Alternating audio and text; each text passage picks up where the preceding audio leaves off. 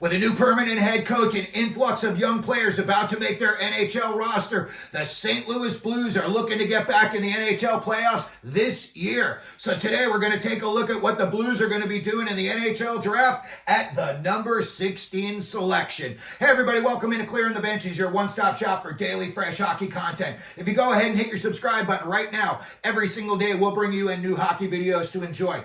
Well, the St. Louis Blues, much to my surprise, and I'm sure to a lot of people's surprise, were playing meaningful games down the stretch. I had written them off with about 2 months left in the season, maybe 6 weeks left. I didn't think they would have a shot at making the playoffs. And then down the stretch, there they were. I think maybe with about 4 or 5 games left, they were still in meaningful games. I think the job that Drew Bannister did last year was excellent. And I think with the young influx of talent this team is about to get in the next year and a half, they are going to be making a big playoff push. That Central Division is going to be nothing but a struggle for every team in it. Colorado, St. Louis, Utah's getting better. All of those teams are going to be moving up. They're trying to get, Utah's just trying to get into the playoffs, but you get teams, Nashville wants to make a run. Colorado wants to make a run. So again, that is going to be a very, very difficult division just to make the playoffs coming out of.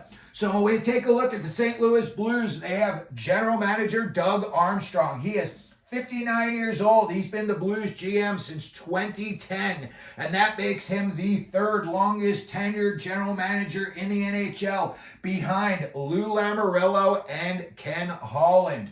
Their coach, Drew Bannister, like we said, 30, 19, and 2 down the stretch. They liked him so much, they extended him for 2 more years, and they said, you are the head coach.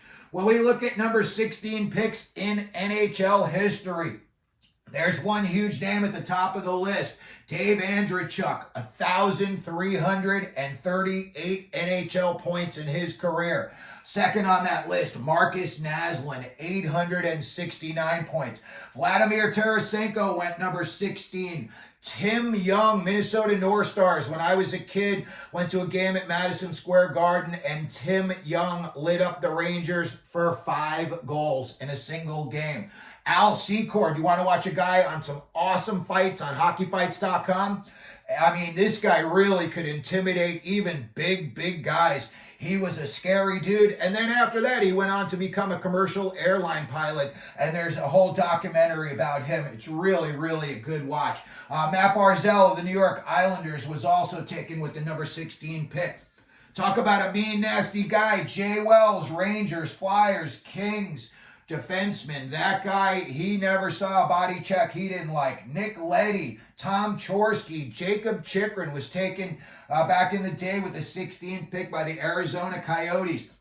Henry Boucher, he wore a headband when he played. And back in 2012, the Washington Capitals took Tom Wilson. When we look at the recent number 16s in the NHL, 2019, Alex Newhook. 2020, Caden Gooley. 2021, the Rangers took Brennan Ockman. 2022, Noah Ostlund. And last year, the Calgary Flames, 2023, took Samuel Honzek.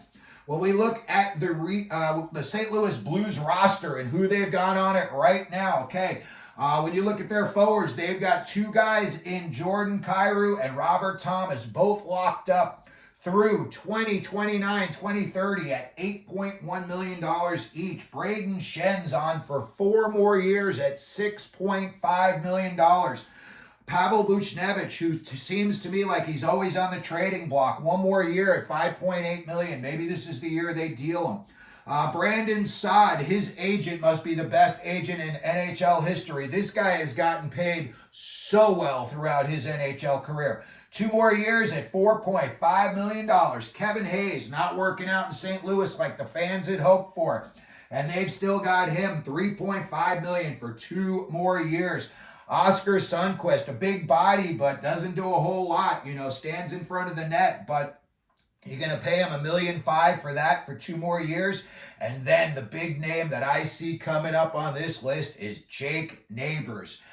This kid is gonna be good. You're gonna start seeing a lot of Jake Neighbors jerseys in the arenas. He's got 1 more year left, and then he is an When we look at the back end, okay, they've got Colton Parayko, $6.5 million locked up through 2029, 2030. They've got Justin Falk and Torrey Krug locked up 3 more years each at $6.5 million. I don't know, they're overpaying for those two guys. And also the story with these two is you cannot put them out on the ice at the same time. It will be a disaster. You have to have guys to insulate. These guys are at a point in their career where either they just don't have the skills anymore, or maybe just the mindset is starting to go. Nick Leddy, 2 more years at $4 million. Nick Leddy's like a $1.5 million a year guy. Tyler Tucker, 1 more year at $800,000. Scott Perunovich is an RFA, and Marco Scandella, I believe, is about 34 years old. He is also a UFA. When you look what they've got in goal, they're doing all right. You got Bennington, 3 more years at $6 million. And then a kid I really like, Joel Hofer, 1 more year at $775, and then he's an RFA. They better get this kid locked up and soon, because I think he's the type of kid that somebody could put in an offer sheet on him in the near future. I got to see him up close this year in Arizona, and he played well. When we look at what they could do at the number 16 pick, first thing I'd say is they could take the best player available. By then, all the big name guys are going to be gone, unless they're going to make some package and move up into the top 10. They're not getting, a big name forward, and they're not getting a big name defenseman. All of those guys are going to be gone, I would say, by maybe like pick 11, maybe pick 12. So they're about 4 picks behind on that list. What I think they could do is look at one of these kids and just, like I said, look at the best forward available. There's going to be kids like, Trevor Connolly could be available, a defenseman, Adam Juracek, a center, Michael Haig out of Chicago, USHL.